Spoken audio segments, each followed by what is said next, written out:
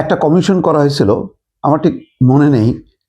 Doctor Mohammad Yunus তো কমিশনের পর কমিশন গঠন করছে। যাই হোক, বিগত 3টা নির্বাচন 14, 18 এবং 24, এই 3টা নির্বাচন নিয়ে কমিশন করা হয়েছিল যে এর নানা দিক কিভাবে এই নির্বাচন হলো।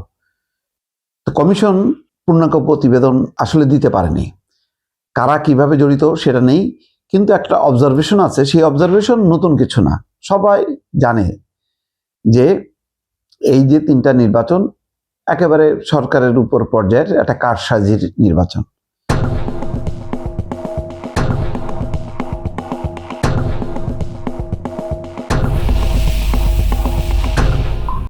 এখানে কমিশনের প্রতিবেদনও সেটা বলা হচ্ছে যে বিতর্কিত 3 নির্বাচন আয়োজনে জড়িত প্রশাসন, পুলিশ, ইসি।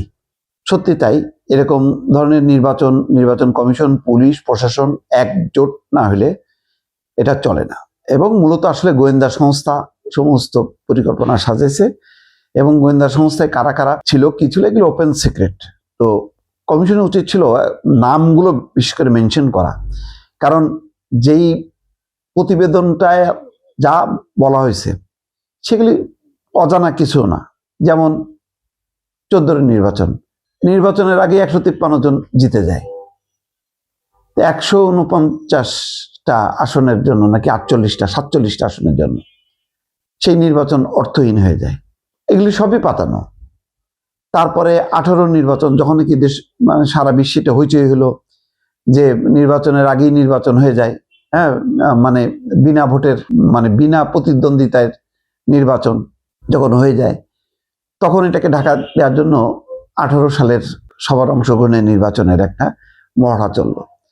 বিরোধী দল এই ট্রাপে পা দিল, বিএনপি সহ ঐক্য ফ্রন্ট করা হলো, এবং যথারীতি তাই। তবে এটা একদিক দিয়ে ভালো যে এর ন্যাক্কারজনক রূপটা দেখা গেল।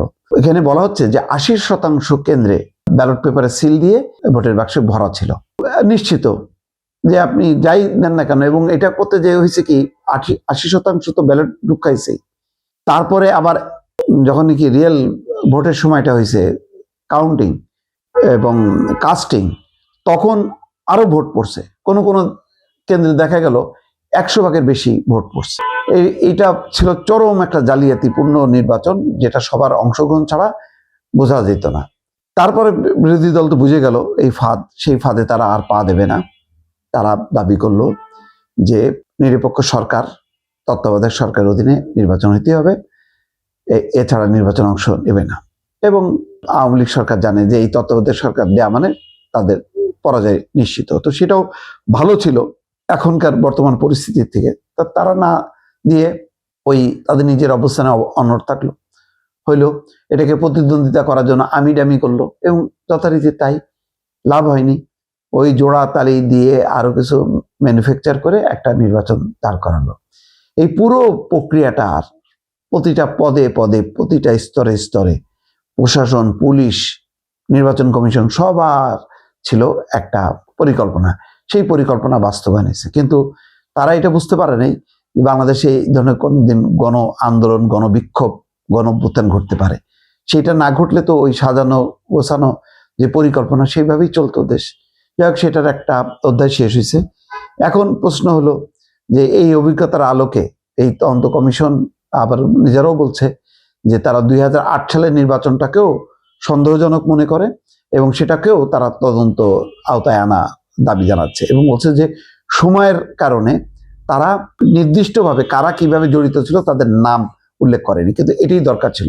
বাকি তাদের যা ফাইন্ডিংস এটা মোটামুটি সবাই জানে, নতুন কোনো কিছু এখানে পাওয়া গেল না। এটাই হলো দুর্ভাগ্যজনক। যাই না, এখানে তো যেহেতু প্রতিটা পর্যায়ে বলা হচ্ছে আমলারা, বর্তমানের আমলারা জড়িত থাকে, এখন তারা নিজেরা বাঁচার জন্য হয়তো তাদের নামগুলি বাদ দিয়েছে, বা কমিশন তদন্ত করতে যে আর সেই দিকে যাওয়ার হয়তো সময়ও পায়নি, সেটাও হইতে পারে।